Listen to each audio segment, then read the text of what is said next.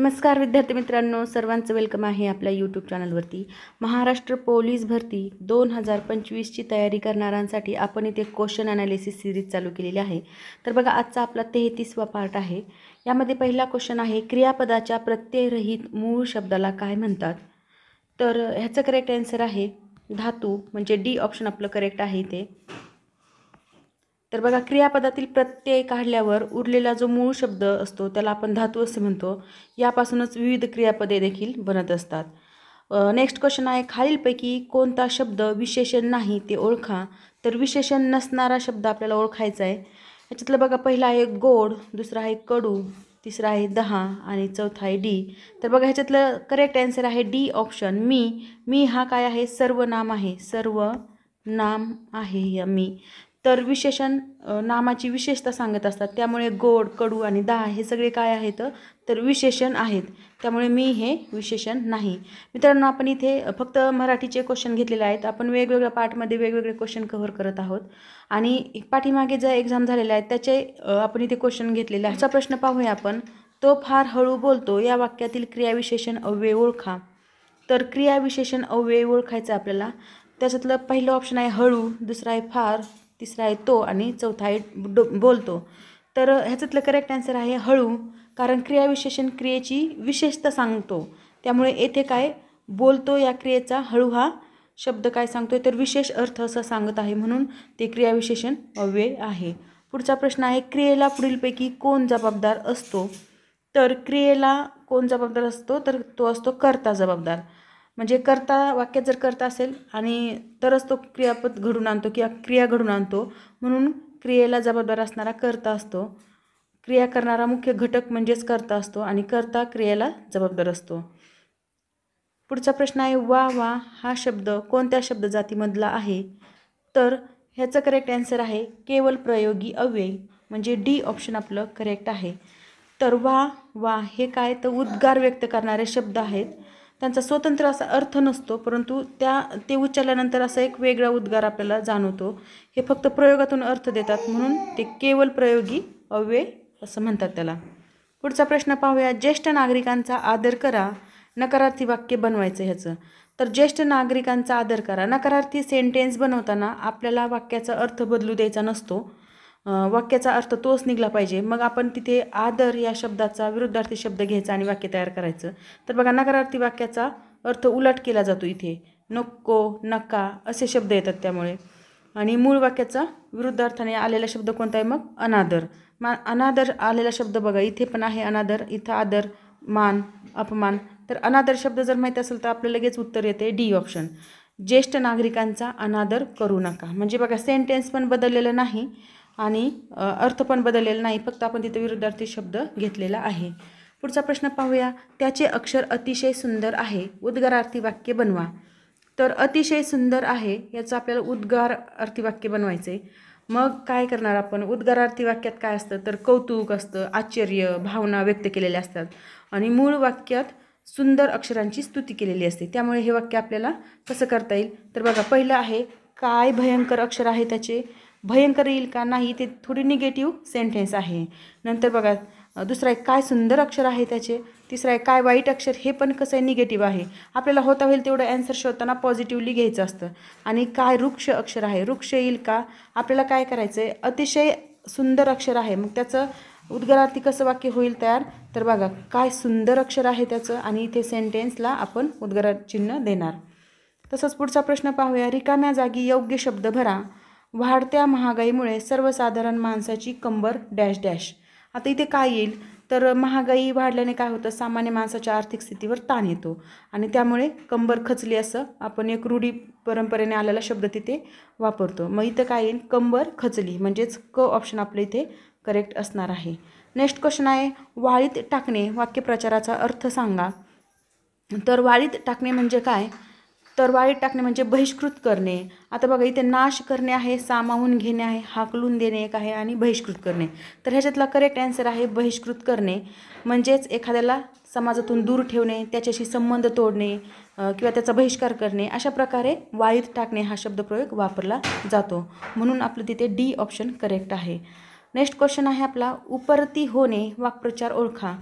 तर उपरती होणे म्हणजे काय? तर बघा, पहिला आहे आवडणे, दुसरा आहे प्रेमभंग होणे, तिसरा आहे पश्चाताप होणे आणि चौथा आहे साक्षात्कार होणे. तर ह्याचा करेक्ट आन्सर आहे उपरती होणे म्हणजे पश्चाताप होणे. सी ऑप्शन आपलं इथे करेक्ट आहे, पश्चाताप होणे. म्हणजेच केलेल्या चुकांची जाणीव होऊन आपल्याला पश्चाताप होतो. हा वाक्प्रचार जो प्रामुख्याने चुकीची जाणीव झाल्यावरच आपण तिथे काय करतो तर वापरतो. मित्रांनो, आपण शेवटपर्यंत व्हिडिओ पाहत चला, जेणेकरून तुम्हाला आयडिया येईल. आपण इथे सर्व क्वेश्चन मराठीचे घेतलेले आहेत आजच्या व्हिडिओमध्ये, आणि हे क्वेश्चन जे आहेत ते पाठीमागे ज्या तुमच्या पोलीस भरतीच्या एक्झाम होऊन गेलेल्या आहेत त्याच्यातले क्वेश्चन आपण घेतलेले आहेत. तर असं समजायची गरज नाही की एकदम साधे क्वेश्चन आहेत, किंवा साधं जरी असलं तरी एक्झाम हॉलमध्ये जे तिथलं ॲटमॉस्फिअर असतं त्या ॲटमॉस्फिअरमध्ये साधे साधे क्वेश्चन पण चुकून येतात. त्यामुळे आपल्याला जास्तीत जास्त क्वेश्चनचा सराव होण्यासाठी आपण पाठीमागच्या क्वेश्चन पेपरमधले क्वेश्चन इथे कव्हर केलेले आहेत. तर बघा, पुढचा प्रश्न आहे, ज्या गावच्या बोरी त्याच गावच्या बाबळी या म्हणीचा अर्थ सांगा. तर ह्याचा करेक्ट आन्सर आहे निकट परिचयाचे असल्याने एकमेकास पुरते ओळखणे. आता अर्थ काय होतो, एकाच गावात राहणारे किंवा जवळचे लोक जे असतात त्यांना एकमेकांचे गुण दोष सगळंच माहिती असतं, असा या अर्थाने ही म्हण वापरलेली आहे. म्हणजे बी ऑप्शन आपलं इथे करेक्ट आहे. पुढचा प्रश्न पाहूया, सव्यापसव्य या शब्दाचा समानार्थी शब्द लिहा. तर सव्यापसव्य म्हणजे आजूबाजूला, म्हणजे फर्स्ट ऑप्शन आपलं इथे करेक्ट आहे. दोन्ही बाजू, चारही बाजू किंवा आजूबाजूला स्थान दर्शवणारे जे समानार्थी आहेत, म्हणजे इथं आजूबाजूचं जे स्थान दर्शवत आहे, तर ते आपलं करेक्ट आन्सर आहे फर्स्ट ऑप्शन, आजूबाजूला. पुढचा प्रश्न आहे, आडकाठी या शब्दाचा विरुद्धार्थी शब्द कोणता. तर आडकाठी पहिला आहे अडचण, दुसरा आहे सुलभ, तिसरा आहे विरोध आणि चौथा आहे मोकळीक. आडकाठी करणे किंवा सूट देणे, मोकळीक करणे, ह्या त्याचा मोकळीक हा शब्द जो आहे तो विरुद्धार्थी शब्द आहे. आडकाठी करणे म्हणजेच काय, तर अडथळा करणे, किंवा एखाद्या काम करत असेल तर त्याला मुद्दाम बंदिस्तपणाने काहीतरी विरोध करणे, आणि म्हणून त्याचं मोकळीक हा शब्द कसा आहे, त्याचा विरुद्धार्थी शब्द आहे. मोकळीक म्हणजे काही अडथळा नसलेली स्थिती. मित्रांनो, तुम्हाला जर याची PDF हवी असेल तर तुम्ही आपल्या टेलिग्राम चॅनलची लिंक डिस्क्रिप्शन बॉक्समध्ये दिलेली आहे, ती तुम्ही जॉईन करू शकता, आणि त्यावर तुम्हाला वेगवेगळी सगळ्या व्हिडिओची PDF पण भेटेल आणि वेगवेगळी इन्फॉर्मेशन पण तुम्हाला त्या चॅनलवर भेटून जाईल. तर पुढचा प्रश्न आहे, निभृत म्हणजे डॅश डॅश उच्चार होय. निभृत म्हणजे काय, तर तोडका उच्चार, म्हणजे डी ऑप्शन आपलं करेक्ट आहे. तोडका किंवा आखडू उच्चार जेव्हा आपण करतो तेव्हा त्याला आपण निभृत असं म्हणत असतो. नेक्स्ट क्वेश्चन आहे आपला, नाद या शब्दाचा विविध अर्थी गट शोधा. तर नाद म्हणजे काय, नाद या शब्दाचा आपल्याला अर्थ शोधायचा आहे. पहिला आहे हट्ट, दुसरा आहे आवाज आणि तिसरा आहे मंजूळ. तर हे नाही, हट्ट नाद धरणे म्हणजे हट्ट धरणे होऊ शकतं, आवाजमध्ये पण नाद होऊ शकतं, पण मंजूळ हे काय, नादाचा समानार्थी शब्द नाही. दुसरं बघा, तर ऑप्शन आहे सूर, स्वर आणि गोडी. तर हे दोन्ही पण सूर, स्वर हे दोन शब्द जे आहेत ते वेगवेगळे आहेत, आणि गोडी देखील वेगळा आहे, म्हणून हे देखील आपलं ऑप्शन करेक्ट नाही. नेक्स्ट आहे छंद म्हणजे नाद आहे. आवड म्हणजे एखाद्या गोष्टीची आवड असणे, म्हणजे एखाद्या गोष्टीचा नाद असणे, हे पण बरोबर आहे. आणि ध्वनी म्हणजे पण काय, नाद. तर बघा, आपलं करेक्ट आन्सर आहे क ऑप्शन, कारण छंद, आवड आणि ध्वनी हे सगळे जे शब्द आहेत ते नाद या शब्दाच्या अर्थ व्यक्त करणारे शब्द आहेत. आवाज, ध्वनी, एखाद्या गोष्टीची आवड असणे किंवा छंद, म्हणून हा अर्थगट कसा आहे, तर हा आपल्याला पुरेपूर सुटेबल असा आहे, म्हणून आपलं करेक्ट आन्सर क ऑप्शन आहे. पुढचा प्रश्न पाहूया, इंग्रजी नसलेला शब्द ओळखा.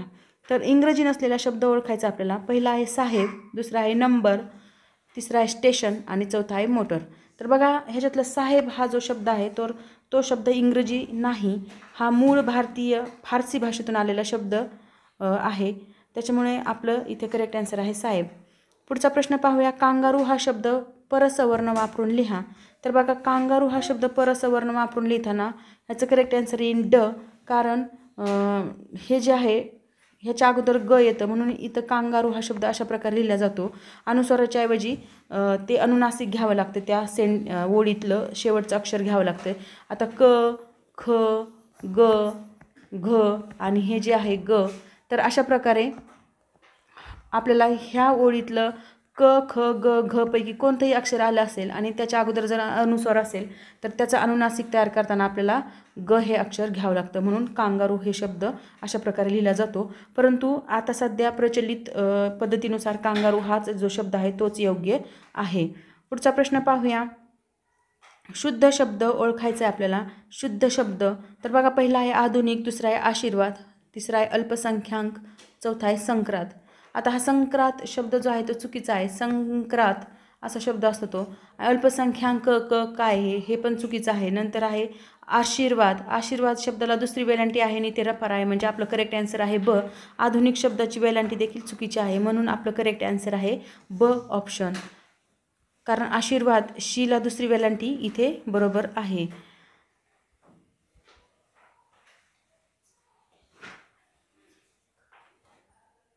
पुढचा प्रश्न पाहूया. खालीलपैकी समूहवाचक शब्द ओळखा. पक्ष्यांचा काय असतो? तर बघा समूहवाचक शब्द आपल्याला ओळखायचा आहे. इथे आहे तांडा, दुसरा आहे थवा, तिसरा आहे कळप आणि चौथा आहे समूह. तर समूहवाचक शब्द तांडा, थवा, कळप हे सगळेच समूहवाचक शब्द आहेत, परंतु आपल्याला एक सेंटेन्स दिलं आहे, शब्द ओळखायचा आहे पक्ष्यांचा काय असतो असं. तर पक्ष्यांचा समूहवाचक शब्द आहे, पक्ष्यांचा असतो थवा, म्हणजे बी ऑप्शन आपलं करेक्ट आहे. तर तांडा कशाचा असतो? तांडा असतो लमानाचा तांडा, उंटाचा तांडा. कळप असतो जनावरांचा आणि समूह असतो पब्लिकचा. म्हणजे हे सगळेच कसे ते समूहदर्शक शब्द आहेत, परंतु पक्ष्यांचा काय असतो तर थवा, म्हणून बी ऑप्शन आपलं इथे करेक्ट आहे.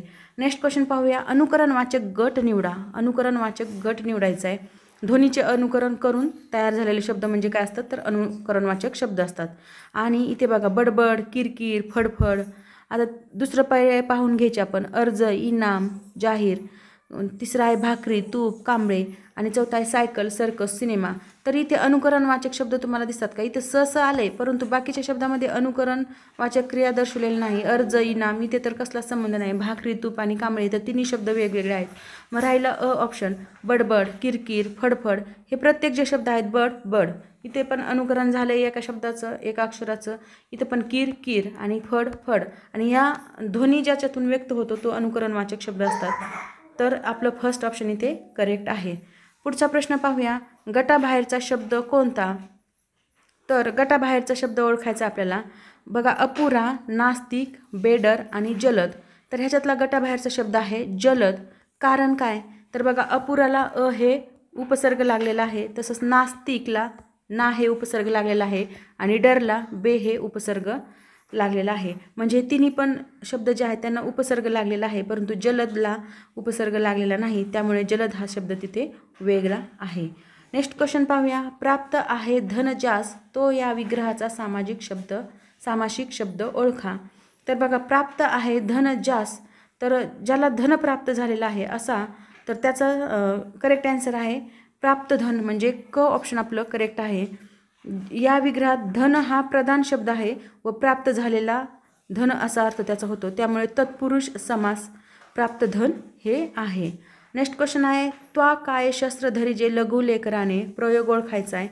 तर ह्याचा प्रयोग आहे पुराण कर्मणी प्रयोग, म्हणजेच सी ऑप्शन आपलं करेक्ट आहे. त्वा काय शस्त्र धरिजे लघु लेकराने हे काय नाम धातू रूपाचा पारंपरिक शास्त्रीय प्रयोग आहे, त्यामुळे आपलं पुराण कर्मणी हे त्याचं करेक्ट आन्सर आहे. पुढचा प्रश्न पाहूया. भावे प्रयोगाचे लक्षण असलेले उदाहरण कोणत्या पर्यायी उत्तरात आहे? तर बघा भावे प्रयोगाचे लक्षण असलेलं जे सेंटेन्स आहे तर त्याचं करेक्ट आन्सर आहे शिक्षकांनी विद्यार्थ्यांना शिकवावे. ज्या वाक्यात काम करण्याची आज्ञा, सूचना किंवा अपेक्षा दर्शवली जाते ते काय असतं भावे प्रयोग होतो. शिकवावे हा काय आज्ञा किंवा अपेक्षा दर्शवणारा शब्द इथे आलेला आहे, म्हणून आपलं करेक्ट आन्सर आहे फर्स्ट ऑप्शन. तसंच पुढचा प्रश्न आहे. सूर्य बराच वर आला आहे आणि तो ढगांनी व्यापला आहे. वाक्याचा प्रकार ओळखायचा आहे.